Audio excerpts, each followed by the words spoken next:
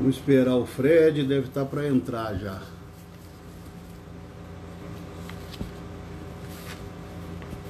A tela tá escura ou tá claro? O que vocês me falam? Estão me ouvindo bem?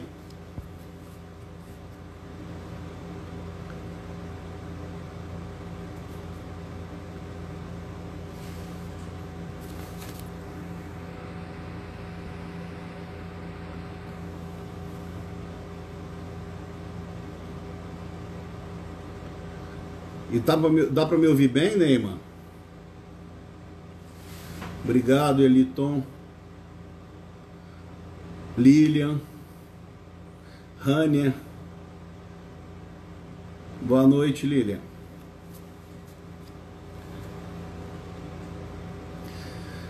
Clarissa. Obrigado, Neymar. O Fred deve estar para entrar já. Oi, Rania.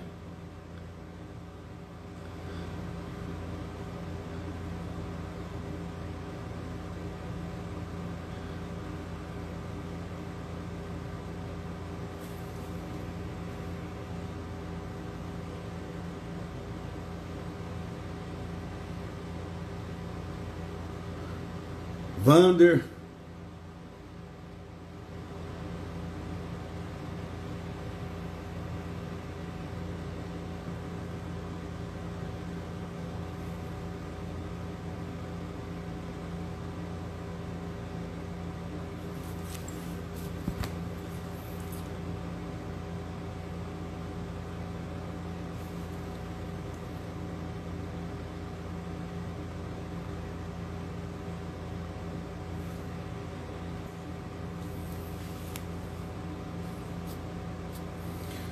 Cris, sempre presença confirmada nas lives.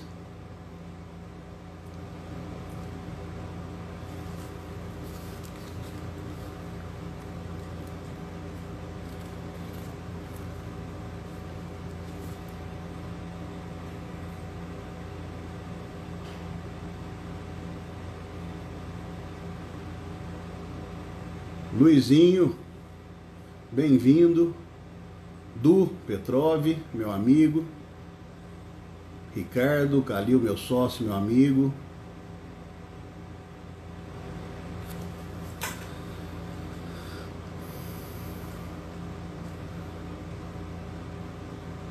Nader, conciliadora. O Marzínia.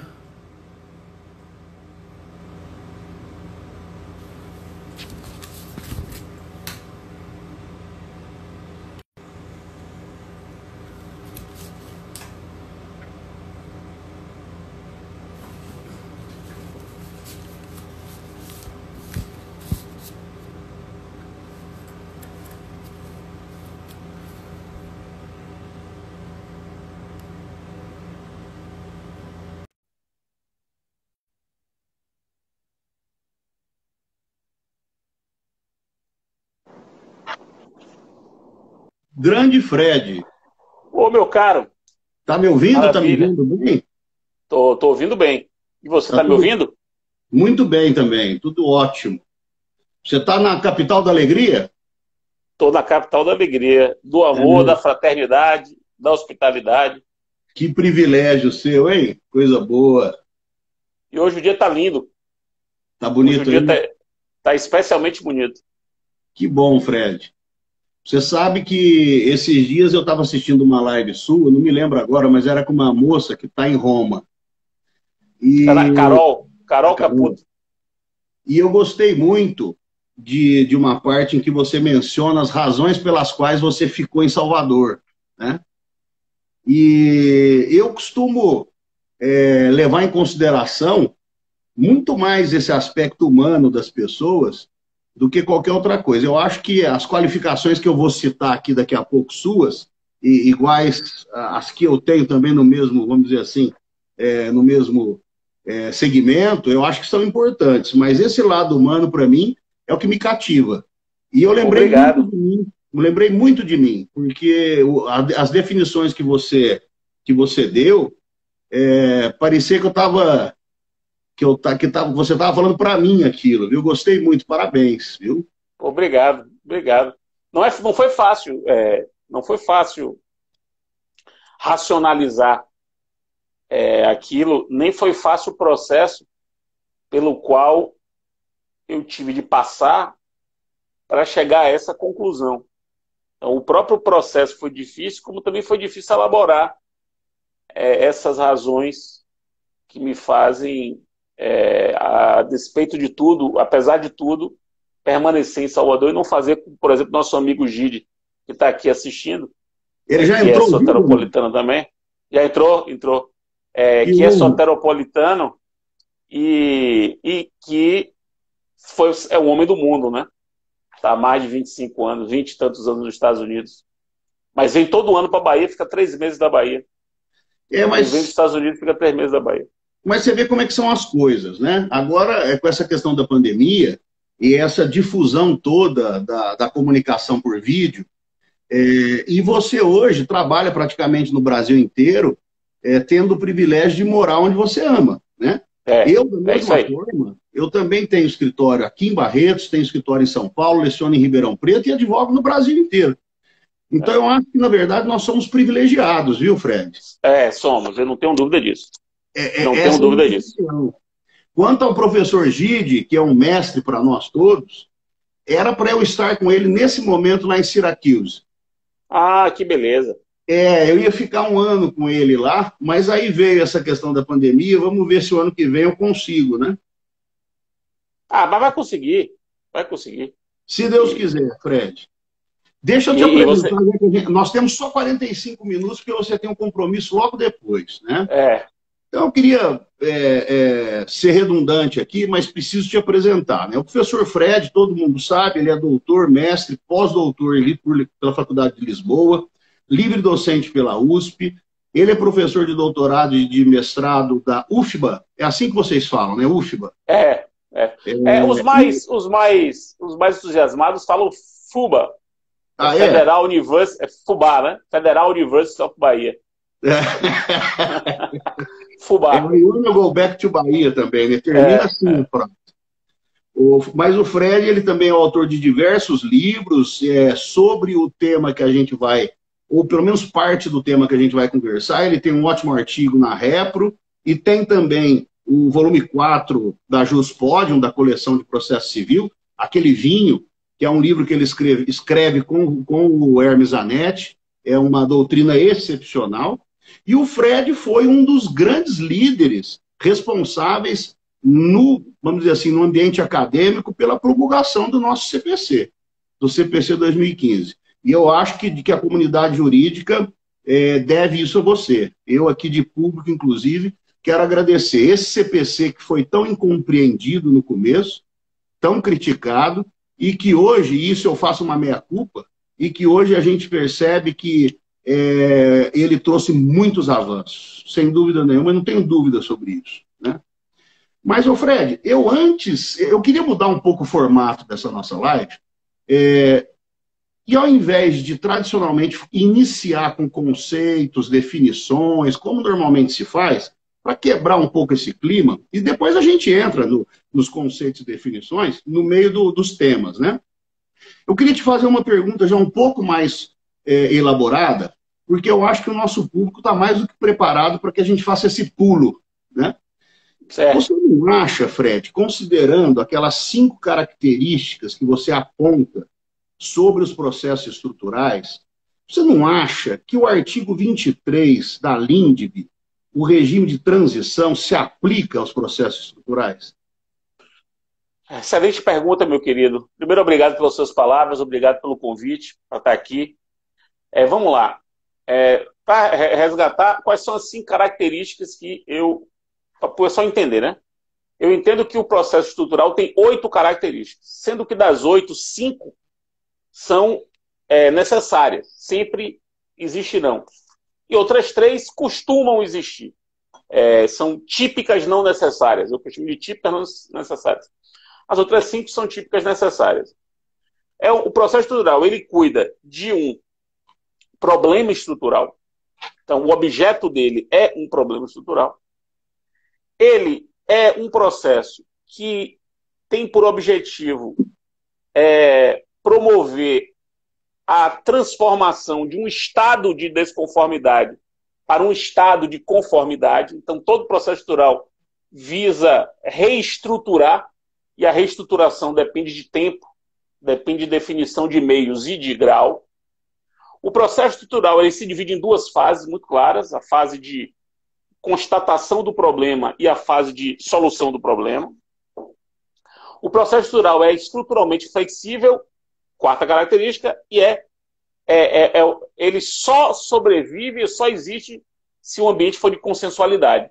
Então, a consensualidade e a flexibilidade são as outras duas características essenciais do processo estrutural. E aí entra o artigo 23.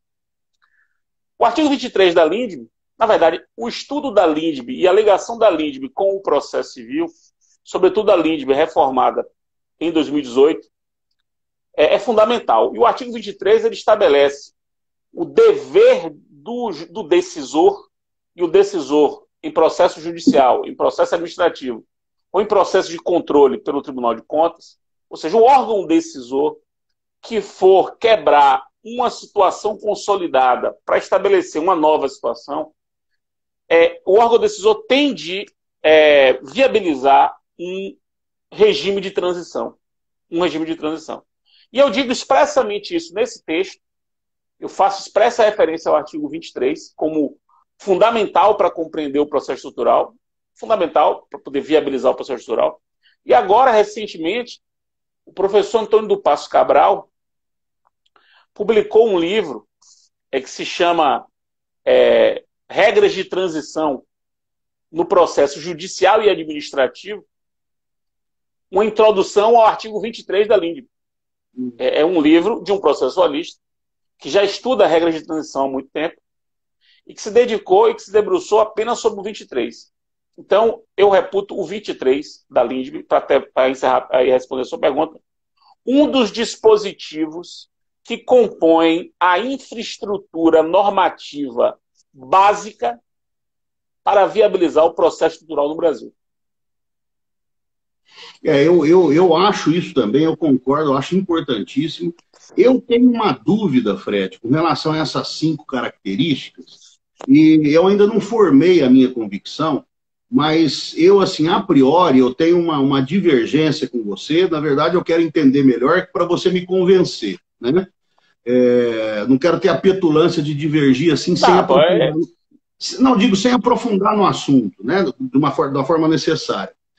Eu entendo que a consensualidade ela é muito bem-vinda, ela é muito esperada. É importante que ela exista, até porque as coisas se resolvem mais facilmente, né?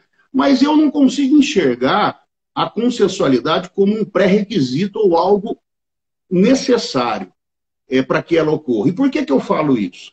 Eu sou daqueles que entendem que o juiz pode decidir a despeito da regra do princípio da congruência. Eu entendo que ele pode pedir, por exemplo, já que a base do princípio da congruência, de julgar nos limites do pedido, é o respeito ao princípio do contraditório, é muito simples de resolver isso. Como o processo estrutural, ele é aquele processo em que a cada momento pode aparecer uma verdade fática diferente, é só o juiz, assim que o autor fizer um pedido novo, o juiz abre vista para o réu, para que o réu possa exercer o seu contraditório. E, no final, o juiz pode, portanto, julgar fora dos limites daquele pedido lá inicial que veio com a petição inicial, mesmo que não haja consenso. É uma visão que eu tenho, que eu ainda quero elaborar melhor, eu quero amadurecer, quero aprender melhor com você essa questão. Vamos lá, veja. Eu defendo, nesse texto que aqui você se referiu, a flexibilidade. Veja que a flexibilidade eu coloquei como uma das características. E um dos aspectos da flexibilidade é exatamente a possibilidade de transformação do objeto litigioso. Então, o objeto litigioso pode ficar se transformando exatamente pelas transformações quase que inevitáveis no problema estrutural. Defendo também que essa flexibilidade impõe digamos assim, uma abertura maior para a interpretação do pedido. Nisso eu estou com você perfeitamente, mas veja que isso tem a ver com a flexibilidade, que é necessária do processo estrutural. Agora, o que é a consensualidade? A consensualidade que é necessária é o seguinte: a consensualidade que é uma diretriz do direito brasileiro como um todo, basta ver o artigo 3º, parágrafo 3º do CPC, que coloca a solução consensual como uma solução prioritária. No caso do processo estrutural, ela tem uma conotação maior, porque, como todo processo estrutural, ele serve para resolver um problema, que é um problema de uma desconformidade que se estabeleceu, que se estruturou. Quer dizer, é um estado de desconformidade que precisa ser revisto. Então, você imagine, os exemplos clássicos.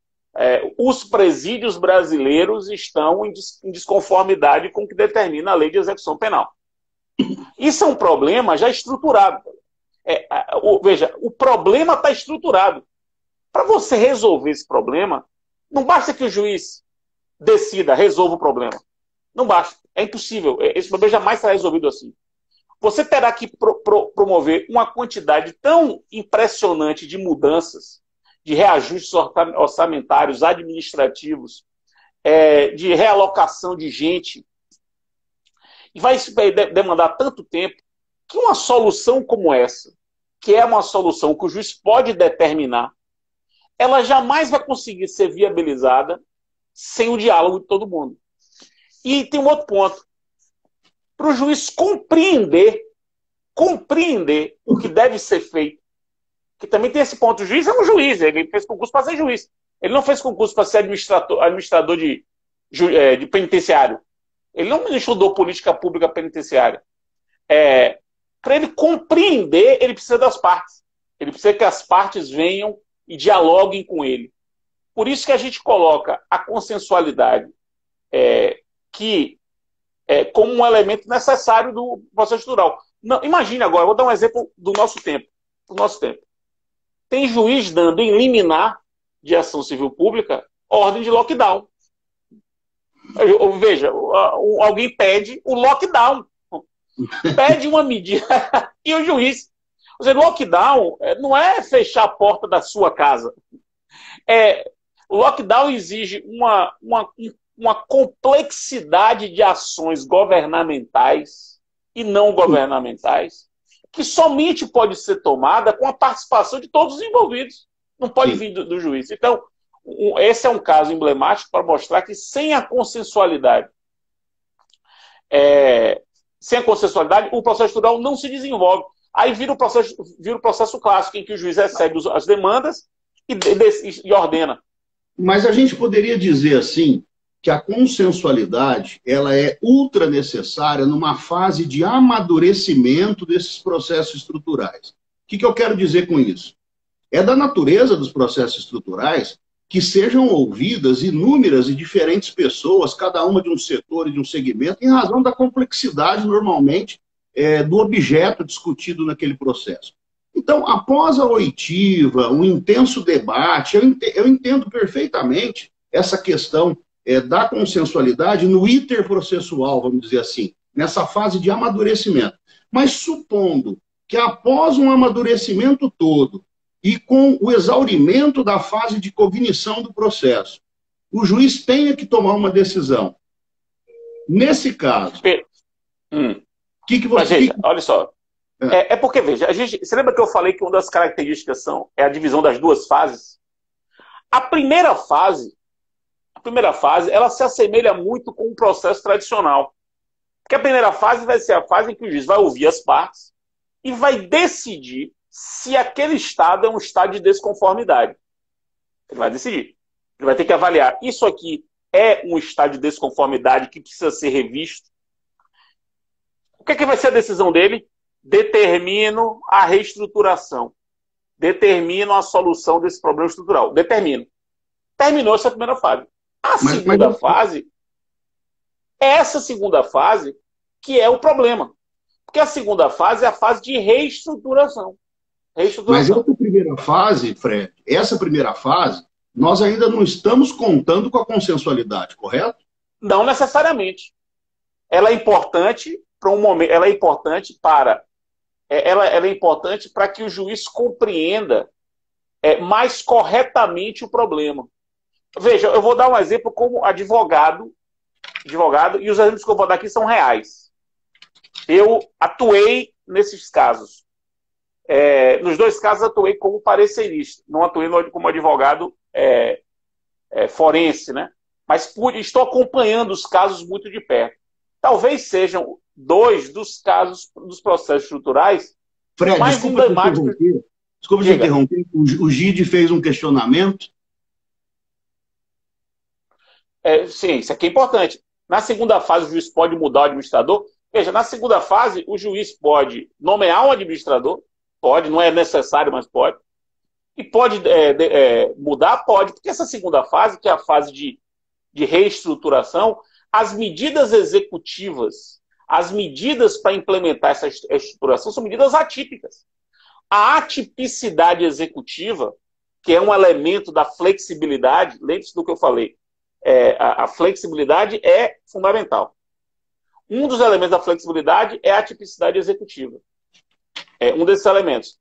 Um dos elementos é a divisão em duas fases, né? Aquela que eu falei. A segunda fase é a fase, vamos chamar de executiva em sentido amplo, bem sentido amplo, fase que se caracteriza por uma fiscalização e avaliação permanentes. O juiz juntamente com as partes, vai fiscalizar se as coisas estão funcionando, vai avaliar se as coisas estão funcionando, e essa fiscalização e avaliação permanentes podem fazer com que o juiz tenha que redesignar o administrador ou até mudar o modo de se obter, se chegar ao resultado esperado. Então, voltando aos exemplos que eu vou dar. O caso de Mariana, do rompimento da barragem de Mariana, em Minas Gerais. Talvez o caso mais emblemático de reestruturação hoje pendente no país. Eu acho que não tem nenhum caso semelhante a esse em termos de necessidade de reestruturação. Porque, veja, nós estamos falando ali de um rio inteiro, um dos rios mais importantes do país, é o Rio Doce. Nós estamos falando ali de 60, 70, 80 municípios, talvez até mais, no mínimo. Estamos falando ali de, sei lá, 1 milhão de pessoas atingidas. A quantidade de problema das mais variadas naturezas que se estabeleceram em razão do acidente é uma coisa impressionante. Vamos lá. O que está acontecendo hoje?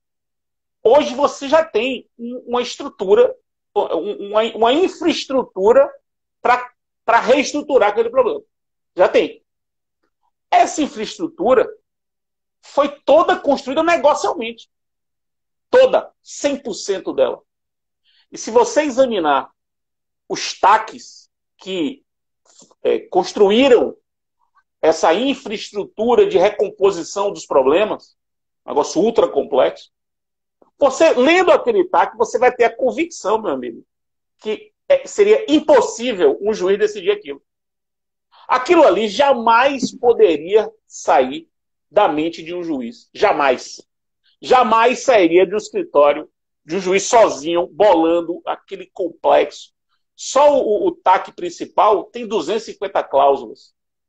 O TAC, que se chama TAC Gov, que é o aprimoramento do TAC principal, uma espécie de desdobramento do TAC principal para estabelecer a governança de reestruturação, tem mais 150 artigos, cláusulas. É uma engenharia negocial que está promovendo, nesses últimos, vou fazer 5 anos, 4 anos de acordo. Nesses 4 anos, sei lá, tem 500 mil pessoas indenizadas. 500 mil pessoas indenizadas. Você tem aí uma quantidade de programas em andamento de recomposição ambiental, patrimônio indígena, pescadores. Uma enormidade de problemas. Isso jamais seria cogitável de uma decisão judicial estabelecer. Por absoluto impossibilidade. É impossível. Outro exemplo. O que está acontecendo em Maceió. Em Maceió. Você deve ter ouvido falar que 3 bairros de Maceió afundaram. Sim. Por um problema lá geofísico e tal. E há uma suspeita-se que isso tem a ver com atividade minerária. Pois bem, lá se vão 5 ações civis públicas, 2.500 ações individuais, e, no fim das contas, o que se quer é uma reestruturação, perceba bem, é uma reestruturação da vida de 3 bairros de Maceió. Estamos falando de 70 mil pessoas envolvidas. Na cidade, Isso né? numa cidade. É uma pequena cidade dentro da grande cidade de Maceió. Quando o juiz pegou esse caso, o primeiro juiz que pegou esse caso, uma ação civil pública que pede uma liminar qualquer, o juiz assim, pare tudo, eu quero ouvir primeiro todo mundo, aí ouviu todo mundo.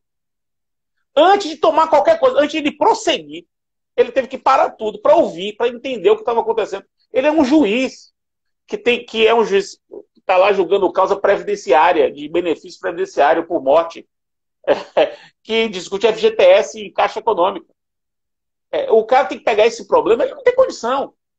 Então, ele tem que ouvir todo mundo, e aí vem a consensualidade, é o diálogo, o reforço do diálogo. Não dá para pensar em um processo estrutural adequado sem colocar a consensualidade como uma peça-chave, pelo menos no meu modo de ver, né?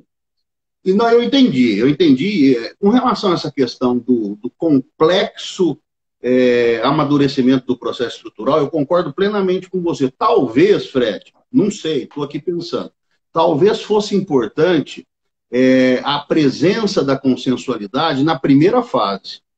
Talvez na segunda é mais importante. Vá por mim. Na segunda é mais importante do que na primeira. Por que eu digo isso? Por que eu digo isso? Na primeira fase, a ideia da primeira fase é o juiz decidir se aquele processo é estrutural ou não. Não, se o problema precisa de Sim. Correção ou não. Perfeito. Se o problema que está sendo discutido enseja um processo de natureza estruturante. Certo. Vamos dizer assim. Se ele fizer isso e iniciar a segunda fase, as partes não tiverem consenso, esse processo não vai para frente. Entende o meu ponto ou não? Entendo, mas olha só, na segunda parte, que é a parte de encontrar a solução do problema, que a segunda parte é essa, como encontrar a solução do problema, Sim. sem dialogar. Imagine que é o poder público que vai ter que resolver esse problema. Que muita gente até relaciona isso com o poder público, com a ação para controlar a política pública. Como é que o juiz vai dizer, agora você vai ter de reestruturar a sua política de recebimento de crianças vítimas de violência sexual? Eu sei que... Para usar um problema da moda. Na segunda fase, não tenha dúvida que é muito mais importante do que na primeira fase. O que eu digo de se constatar consensualidade na primeira fase é porque se não houver isso na primeira fase, já na primeira fase, o processo não vai adiante, porque ele não vai ter a consensualidade. Você entende o que eu quero dizer? Eu entendo e acho que a consensualidade é muito importante também na primeira fase. Muito importante, tanto que a gente não distingue isso. No texto a gente coloca a consensualidade como algo que atravessa o processo estrutural. Tá. Atravessa. Não, vamos pegar o exemplo da menina vítima de violência. Tá. Esse é um exemplo ótimo para poder trabalhar processo estrutural. Por quê? A menina vítima da maior das violências possível, ela, autorizada pelo juiz, autorizada pela justiça, foi a um hospital público. O hospital público não tinha estrutura para poder fazer aquele procedimento. Aí imagine que agora o Ministério Público, diante desse fenômeno, o Ministério Público entra com ação civil pública contra o Estado, pedindo que o Estado reestruture o atendimento de pessoas vítimas de violência sexual. Que haja uma reestruturação para isso. Entendi. Esse é o problema. Você vai ter que reestruturar o sistema de saúde que tem um problema seríssimo, e que não vai poder ser reestruturado pela simples ordem do juiz. A partir de agora, cumpre imediatamente todas as decisões judiciais. Não pode ser assim. Não, então, sem dúvida. É que a pergunta que eu fiz inicial é porque esse processo vai ter que ter uma decisão. Vai ter que ter uma decisão, né? O juiz não pode se omitir de decidir. Entende? E você é um especialista nisso. Você, você é especialista nisso. O juiz não pode. Esse que é o problema, né? A gente. Eu sempre falo isso. Tem gente que diz assim: é, o, eu sou contra processo estrutural. Você não pode ser contra processo estrutural. Porque o problema estrutural é um problema que existe, é jurídico, e que, se for levado ao judiciário, pelo princípio da inafastabilidade, que você conhece muito bem, o juiz é obrigado a decidir. Só que a gente tem que construir um modelo, uma metodologia decisória própria para um tipo de problema que não é o problema clássico. É um problema que exige um método de decidir diferente.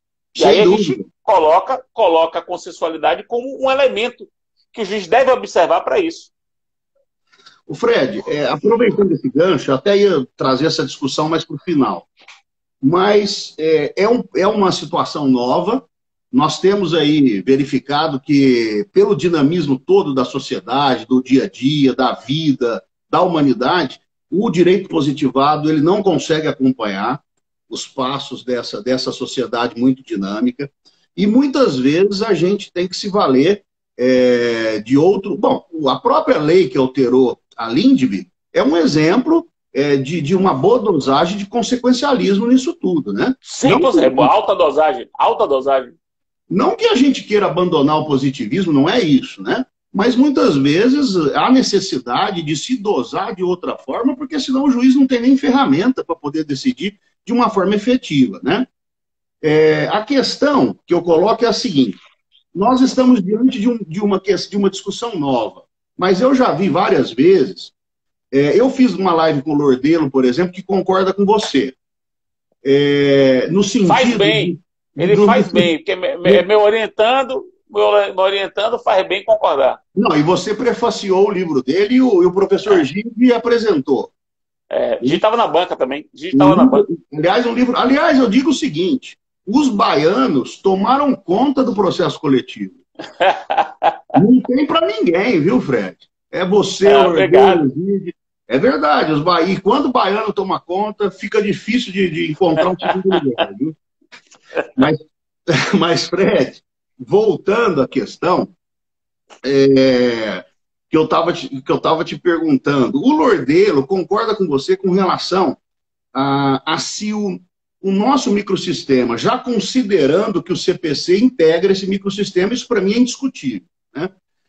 Se esse microsistema, ou seja, com o CPC 2015, ele é suficiente para lidar com o processo estrutural. Eu sei que você entende que sim. Por outro lado, eu conversei esses dias numa live com o Vitorelli e numa outra live com o Gajardoni, que entendem que não. Nós temos aqui a grata presença, a honrada presença do nosso professor Antônio Gide, que tem o seu livro Rumo a um Código de Processo Civil Coletivo. Pergunta: você acha que, então, o que a gente tem hoje, já temos mecanismos suficientes para lidar com isso? Eu não tenho dúvida que sim. Nós temos negócios processuais, nós temos medidas executivas atípicas, nós temos possibilidade de fracionamento da decisão do processo, artigo 356, nós temos flexibilidade de técnicas processuais que podem migrar para o procedimento comum. Então, nós temos o artigo 23 da Lindbe. Eu não vejo falta de nada. Acho que tudo que a gente precisa para o processo estrutural nós temos. Agora, você me perguntar assim, precisamos de regras que digam, que controlem ou que estabeleçam diretrizes para o controle de políticas públicas. Aí não tem a ver com o processo. É diretrizes para a decisão. Diretrizes decisórias sobre até onde o juiz pode ir no controle de política pública? Talvez. Mas isso não é problema processual. Isso é um problema de decisão de mérito. Então, podia ter uma legislação melhor. Podia ter uma legislação melhor sobre fundos, sobre competência. Sobre competência, podia. Claro que podia haver aprimoramentos. Sempre é possível aprimorar. Mas daí a dizer que as principais necessidades do processo estrutural podem ser atendidas com o que a gente tem hoje. É uma tese muito importante que a gente defende. O procedimento comum brasileiro, e talvez aí esteja a divergência com Gaja e com Vitorelli, talvez, não sei qual é a perspectiva dele sobre isso.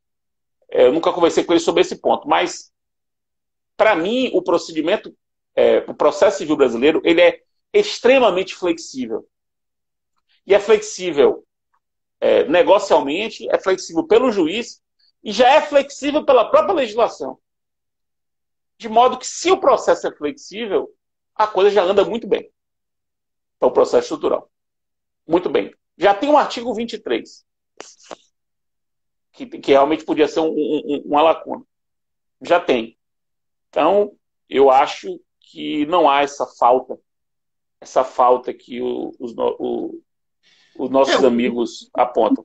O Lordelo fala uma coisa interessante, que é o seguinte, que nos Estados Unidos não existe um código de processo coletivo e nem um código de processo estrutural, vamos dizer assim, e eles lidam com esse fenômeno há muitos anos, né? Eu acho que esse é um bom argumento, né? É um bom argumento. Se bem que, por outro lado, eu sou um entusiasta da retomada do código do GIDE, com as necessárias adaptações, sabe? Aí não sei se seria o caso também de tratar de todos os assuntos nesse suposto código, aí é um assunto um pouco mais complexo que a gente teria que discutir. Eu e Gide sabe disso, se ele estiver assistindo, a gente recentemente fez um estudo, ele me ajudou, eu fiquei um pouco à frente disso, fiquei coordenando isso e contei com a ajuda dele e de outras pessoas para fazer uma proposta de uma, digamos assim, uma atualização da legislação do processo coletivo brasileiro. Uma atualização muito visceral, que incorporasse tudo que a gente tem de bom, as boas práticas e trouxesse muita coisa nova. Acho que poderia ser uma boa contribuição. Essa já está pronta, estamos vendo aí o momento adequado para poder apresentar, já está pronta, e ela facilitaria, claro, evidentemente, mas eu não aceito a tese de que nós não temos hoje infraestrutura normativa para processar adequadamente processos estruturais. Acho que nós temos sim. Eu concordo com você. Eu só acho que talvez fosse, organizacionalmente falando, mais fácil condensar isso num diploma só, mas eu acho que a gente já aprendeu a lidar com esses vários códigos, e eu concordo com você nesse sentido.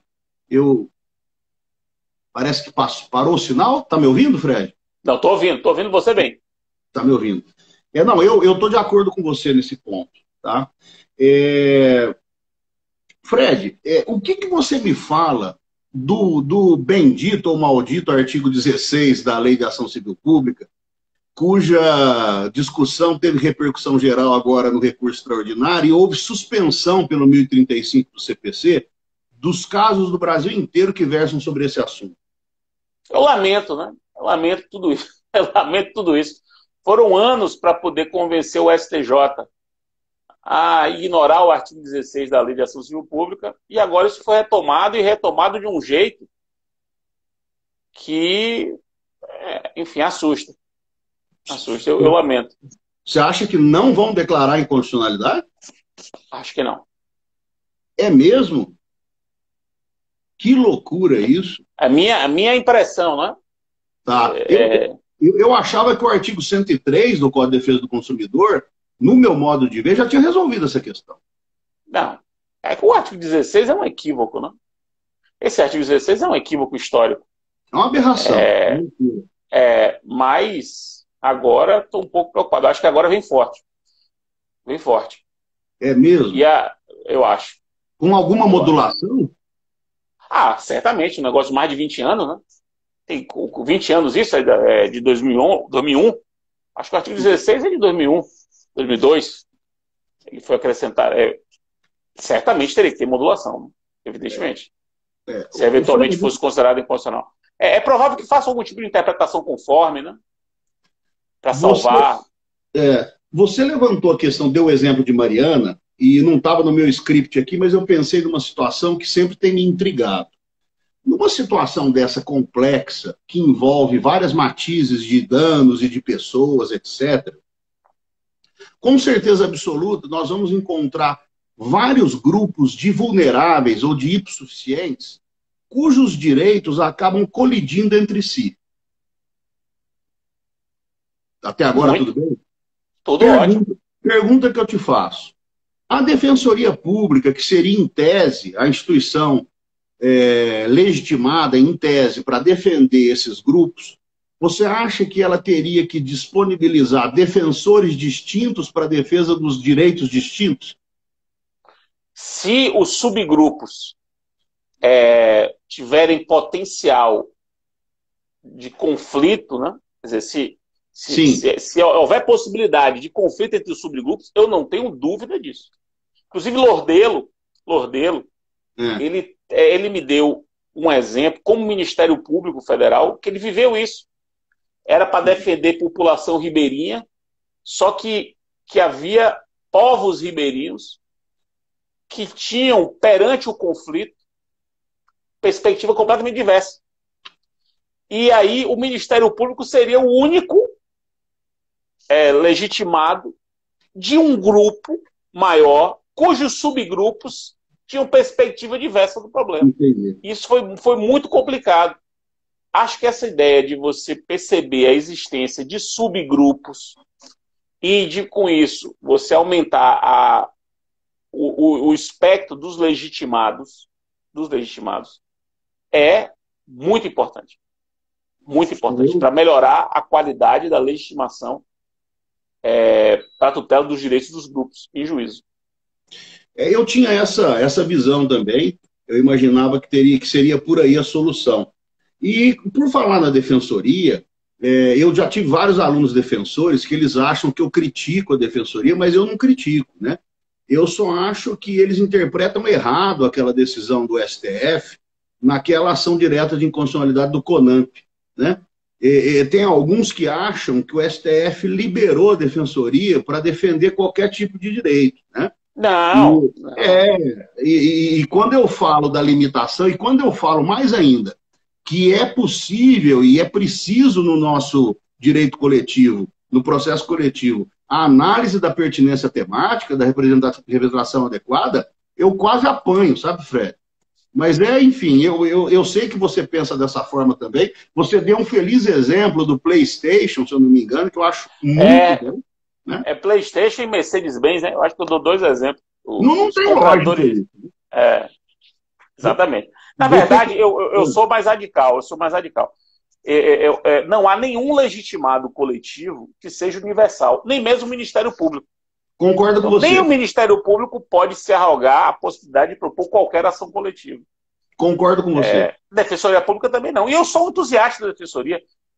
Tanto que quando saiu a decisão lá dessa ADIM, vários defensores vieram falar comigo, porque eu e Zanetti defendimos a legitimidade da Defensoria sem lei. Sem lei. Antes de 2007. Antes de 2007, desde a primeira edição, porque a gente defendia que a previsão da Lei de Ação Civil Pública, que falava em órgãos públicos, já incluía a Defensoria. A Defensoria é um órgão público. Então ela já poderia, com base nisso, propor. Então, quando veio a lei, e a gente já, enfim, dizia que isso ratificava apenas o que a gente já entendia, e a gente celebrou os 10-0, né? Foi 10-0 essa ADI da CONAMP, que tinha 6 páginas. Era uma ADI que tinha 6 páginas, sendo com espaçamento duplo entre os parágrafos. Eu li, e foi 10-0. 10-0. Como é que o Ministério Público entra com a ADI para dizer que a lei não poderia atribuir à Defensoria legitimidade para a proposta coletiva? Eu acho que isso aí foi muito, muito pouco pensado. Agora, por outro lado, Fred, eu até escrevi um artigo que está no Prelo agora, está na Repro para publicar, e aonde eu tento fazer uma outra análise dessa questão da atuação da Defensoria Pública em processos em que, no meu modo de ver, ela não teria legitimidade. Dá o exemplo do PlayStation, que é um pouco extremado, mas vamos falar do PlayStation. ou do bacalhau norueguês que o Lordelo fala. Eu acho que se um defensor público que tem um perfil constitucional para defesa primaz do hipossuficiente, ele movimenta a máquina pública, o salário dele, toda a estrutura da defensoria, para a defesa de determinado jurisdicionado abastado ou que não seja vulnerável, no meu modo de ver, em tese, ele pratica ato de improbidade administrativa.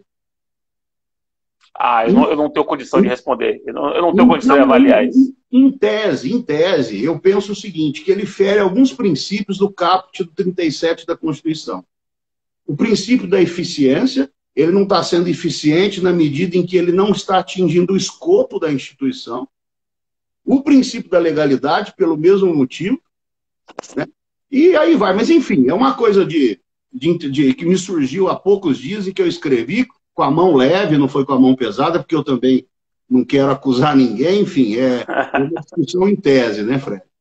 Deixa eu te falar, como está chegando no seu horário, eu quero te fazer uma pergunta para a gente finalizar, que eu não quero atrapalhar teu programa. Sempre surge uma discussão em sala de aula com os meus alunos e ela é bem acalorada. Aquela discussão que se refere à suposição de um processo individual em que o sujeito ajuiza, não existia ainda uma ação coletiva sobre o mesmo assunto, e o pedido é julgado improcedente. Aquela ação individual é improcedente, transita em julgado. Posterior a isso, é ajuizada uma ação coletiva e, discutindo o mesmo assunto, cujo pedido é julgado procedente com trânsito em julgado. Você entende que essa decisão coletiva transitada em julgado tem efeito rescindente sobre aquela decisão do processo individual? Automático? Efeito rescindente automático? Tem previsão no 966, você entende que existe? Não. Não, que teria que ter previsão no 966, como se fosse mais um motivo de rescisão. Você pode propor uma rescisória, tentando rever a decisão, usando a decisão coletiva como um argumento, né, com força retórica. Né? O automático que eu quis te dizer é o seguinte, é lógico, o sujeito pega aquela decisão coletiva transitada em julgado, propõe uma ação rescisória, com base, por exemplo, no princípio da isonomia. Né? Aí eu acho que assim, ele pode fazer isso, pode, agora não necessariamente ele vai ganhar. Sim, o ideal seria que de lege ferenda isso se tornasse mais uma hipótese, né, de rescisão, né, no CPC. Aí, mas aí eu concordo, mas a gente tem que ver a questão da prescrição também, né? Porque se o cara entrou, imagina, o cara entrou com uma ação, transitou em julgado, dificilmente vai ter. Porque, veja, tem a decadência da rescisória, mas também tem a pressão do próprio crédito dele mesmo, né? Sim, porque ele já entrou, perdeu coisa julgada, sei lá, 15 anos depois ele vai poder voltar, 10 anos. É um negócio estranho. Mas é um assunto interessante, né? É muito. Essa relação entre decisão coletiva e decisão individual é um mundo de questionamentos, né? De indagações. O Fred, eu vou aqui cumprir rigorosamente com os 45 minutos que você me pediu. Eu quero te agradecer imensamente pela aula que você nos proporcionou. Para mim foi um grande... Foi uma conversa ótima. Eu espero repetir isso e quero te deixar para falar alguns minutos, suas considerações finais. Não, beleza. Agradecer, a conversa foi excelente. Eu adoro esse assunto. Você domina um assunto completamente, né? Pelo que a conversa revela. Fala com o Cláudio Rego, que está nos assistindo. Eu estou devendo uma live para ele. Eu vou marcar, Cláudio, eu não estou esquecido. Vou marcar uma aula com você. Carlos Eduardo. Dizer o seguinte, que eu tive que pedir para você para terminar mais cedo, porque hoje é o lançamento da revista do STJ, é o volume 1 da revista do STJ, e eu sou do conselho. E aí, eu sou do conselho da revista, e a revista o lançamento foi marcado sexta-feira. E era inicialmente 2 da tarde, só que aí marcaram para 6 agora. Então eu vou ter que... Por isso que eu tô com camisa de botão, tá vendo? Aí eu vou desligar, vou ter que botar paletó, vou ter que botar gravata, botar o paletó para poder entrar no lançamento. Na capital da alegria vai ter que fazer isso, hein? Esse é o problema. Podia ser uma micareta, né, Fred? Mas micareta agora vai demorar, né? Agora vai demorar demais. Professor Gide, muito obrigado Muito obrigado pelas palavras, me deixa muito honrado, viu? Não, mas claramente você domina o assunto. Claramente. Imagina, eu te agradeço muitíssimo, considero você um grande professor de nós todos, apesar de eu ser mais velho, e gosto demais, como eu te disse, desse teu lado humano.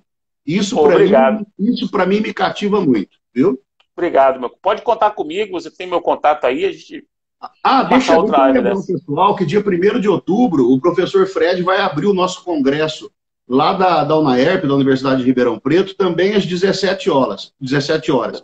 Ele tem fetiche com 17 horas, pessoal. É porque 17 horas é melhor, porque da 18 eu já estou livre. Entendi. E aí eu fico com a impressão de que eu tô livre. À noite eu não gosto muito de ficar trabalhando de noite. Assim. Não, só tá vou certo. Quando não tem jeito. Não, tá certo. Muito obrigado, viu, Fred? Eu vou então desligar para cumprir o horário com você. Valeu. Muito abraço, obrigado, pessoal. Muito obrigado, Fred. Abraço mais.